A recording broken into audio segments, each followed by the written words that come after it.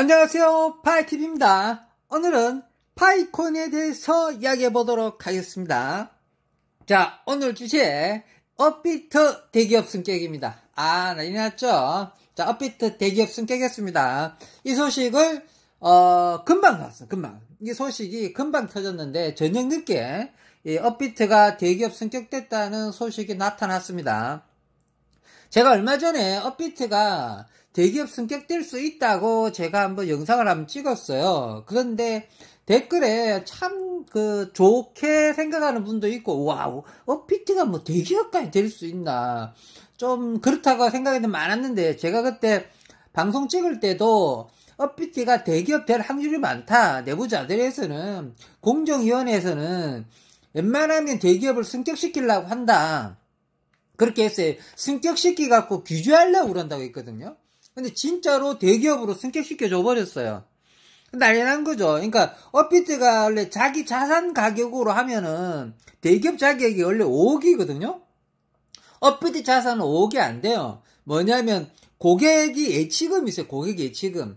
고객 예치니까 쳐야지 5억이 넘어가는데요. 근데 그걸 쳐줄 거냐 쳐주지 않을 거냐 이렇게 공정거래위원회에서나 재경영정부에서 판단을 해줘야 되는데, 근데 업비트를 자기 우리나라 제재 그룹에 넣기 위해서 그랬는지, 어쨌든 가상화폐하는 업비트가, 제가 그 업비트가 두나무 겁니다. 두나무에서 10년 전에 업비트를 탄생시키고, 두나무는 업비트가 전부거든요. 업비트 말고 태양광인가 뭐 하는데요. 거의 업비트밖에 없습니다. 두나무라는. 그러니까 원래는 주식을 살 땐 두나무 주식 사야 되는 겁니다. 근데 어쨌든 대기업으로 승격됐다는 겁니다. 자, 그리고 제가 이 방송 찍을 때만 해도 업비트가 대기업 승격된다고 찍긴 찍었는데 사람들이 안 믿었어요. 거의 다 제 말 안 믿었을걸요. 아마 파이TV가 그러나 보내 대기업 승격하는 거 어떻게 어디에도 소식이 없었어요.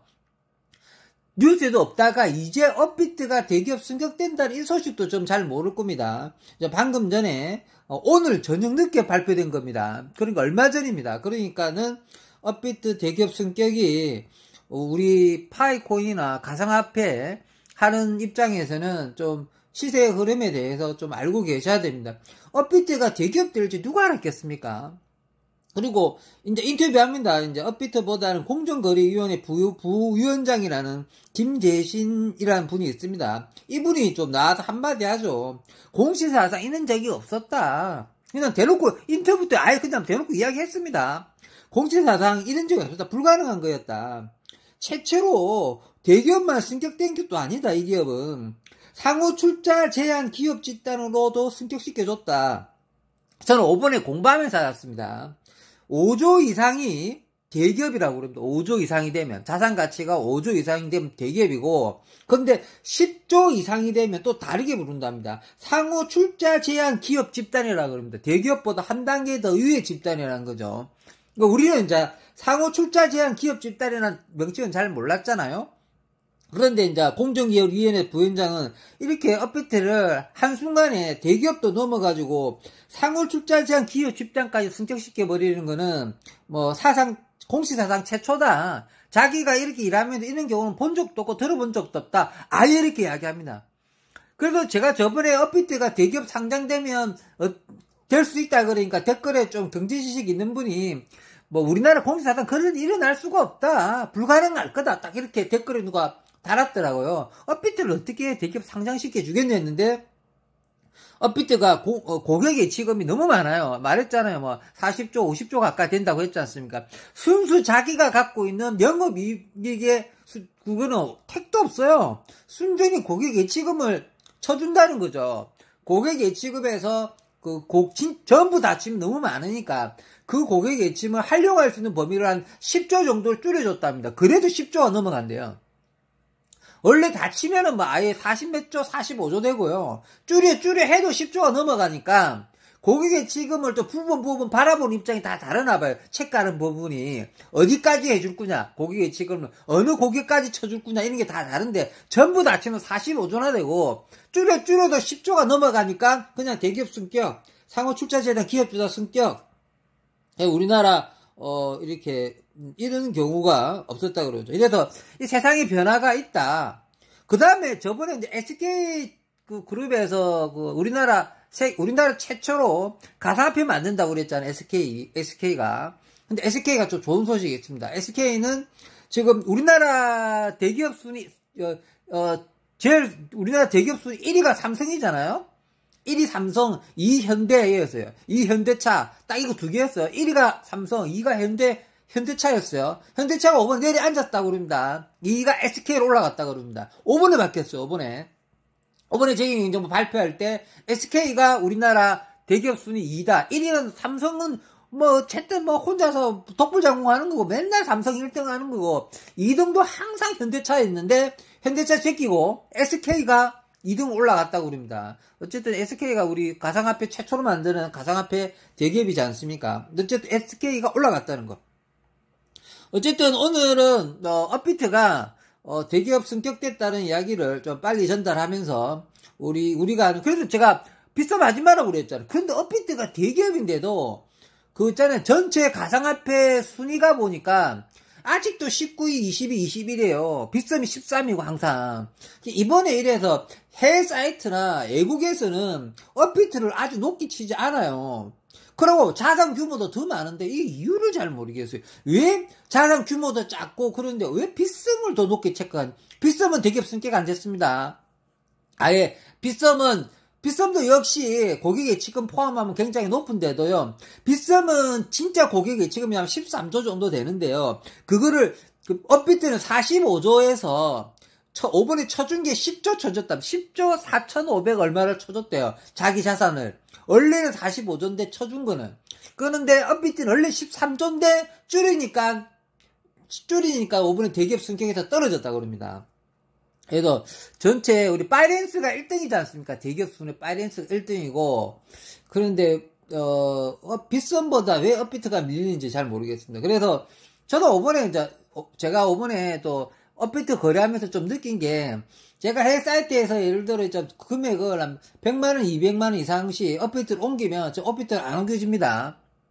내가 당했는데 자금 세탁법인가 뭔가 걸려갖고요. 지금 세금 문제 때문에 가상화폐한테 다 제재 걸었다 했다고 5번에 법이 바뀌었잖아요. 그래가지고 무슨 트롤롤이라고 그래. 트롤롤 법이 생겨가지고 100만원 이상은 무조건 조금 자금 묶이게 되어 있습니다. 그래서 제가 업비트에 100만원을 묶였어요. 업비트에 지금 내가 비트코인을 $1,000치 비트코인을 업비트로 옮기는 중에 업비트에서 비트코인을 막아버려가지고 전화 걸으니까 업비트 담당자가 전화 걸으니까 지금 자금 세탁법 트롤로지인가 걸려가지고 100만원 이상 들어오면 무조건 막힌다. 그래서 99만원까지 보내라 이러라는 거예요. 100만원부터 그러면 일단 맡기고 다시 되돌려 보내든가 출처가 확실한 거 그 출처를 내가 비트코인을 갖고 한 출처를 증명해야 된다 하더라고요. 증명 못하면 다시 보내버린다 하더라고. 받은 거 다시 보내고, 그러면 보낼 때 자기네도 손해나기 싫으니까 가스비는 다 떼고 보낸다는 거죠. 그러니까 왔다 갔다 가스비만 다 깨지는 거죠. 열 엄청 받았는데, 그럼 다시 받으려면 어떻게 해야 되느냐? 우리가 확실하게 보장할 수 있는, 세계 한 10위권에서 한 20위권 정도 되는 그런 거래소만은 봐주겠다는 거예요. 그러니까 자기네들이 나라에 허락받은 거래소가 따로 있대요. 그 거래소를 통해서 다시 해라 하더라고. 와, 그래가지고 좀 머리 아프게 생겼습니다. 그래서 제가 원래, 이번에 원래 했던 거래소가 바이낸스에서 거래하는데요. 바이낸스가 워낙 영어밖에 없어가지고, 그래가지고 한글 지원되는 어떻게 좀 했는데, 거기서 안 받아주더라고. 어쨌든 이거, 가상화폐 입출금 내역, 거래 같은 거를 공부 좀 하셔야 되고, 또 국내, 우리 가상화폐 하는 사람들한테 세금 문제 때문에 엄청나게 태클이 좀 많아요. 그래서 실수하면은 자금도 걸리게 되고, 예를 들어 내가 좀 돈이 더 많았다. 그러면 이거 이제 딱 뭉기가고 큰일 날 뻔했죠. 공중분해 될 수도 있다고 그럽니다.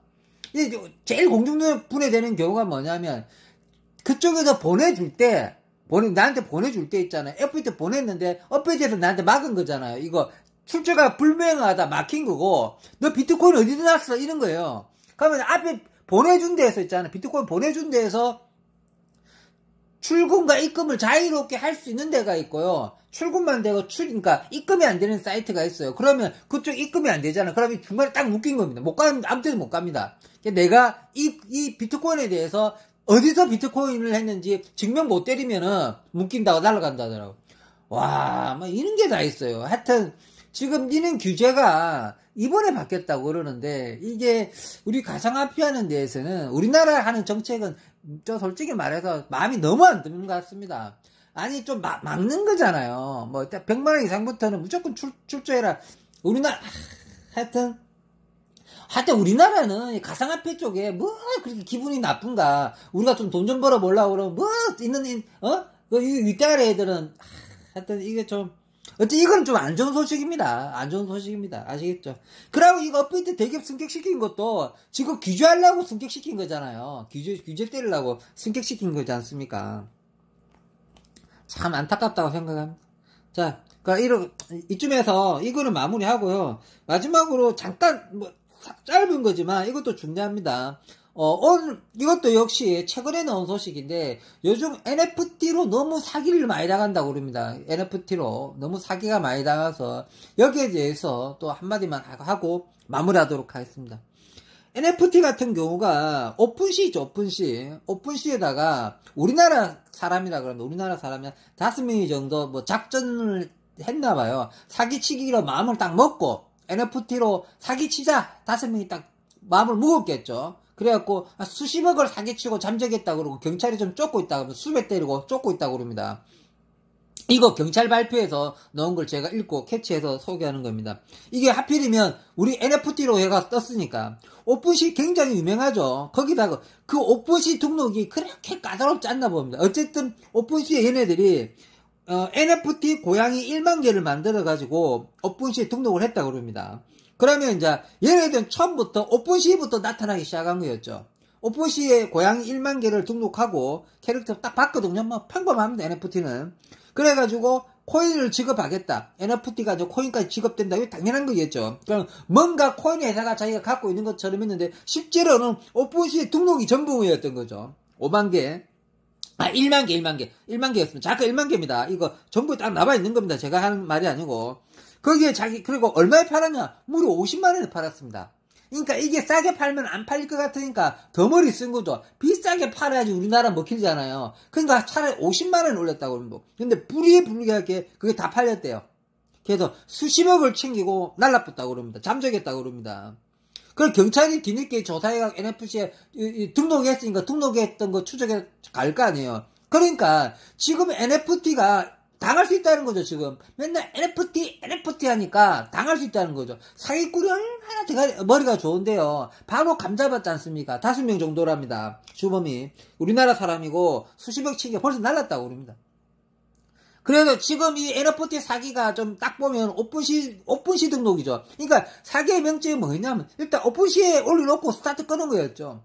그래서 저 같은 사람들은 어느 정도 좀 사기를 피해갈 수 있지만 좀 그냥 NFT 그놈의 NFT 하다 보면은 좀 이렇게 사기 당할 수 있지 않느냐. 그럼 이거 말고도 사기용이 굉장히 많은데 어쨌든 사기의 명점은 딱 보면 제일 보면 있잖아요. 텔레그램 방이나 카톡이나 이런 데서 먼저 스타트 끊는 것들은 9,900%, 5,000%, 5만% 사기입니다. 무슨 뜻인지 절대 카톡, 텔레그램 이쪽에서 통해가지고 코인을 구매하고 그런 쪽으로 구매 유도해가지고 사이트 연결하고 계좌 사이트 연결하면 1000% 만프로 사기니까 조심하시고요. 근데 그 분야에 대해서도 다음에 영상 하나 찍겠습니다. 왜 그러냐면 그 분야에 굉장히 사기 분야가 시리즈가 많아요. 사기치는 시리즈들이.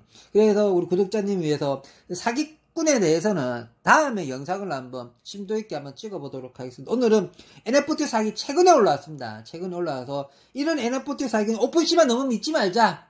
그냥 오픈시가 그래서 상장이나 딱 생각하고 얘네들 오픈시를 내가 보니까 돈 매겨서 올렸던지 자기네들이 뭡니까 가짜 서류를 올렸던지 뻔할 것 같아요. 이 정도 수익의 사기꾼은 나도 하겠어요, 솔직히. 근데 나는 나쁜 짓 하진 않죠. 어쨌든 여기서 마무리하도록 하겠습니다.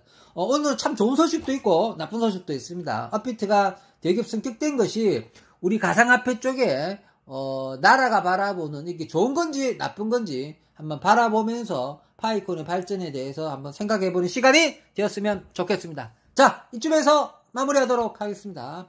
평범한 사람이 부자 되었으면 좋겠습니다. 감사합니다.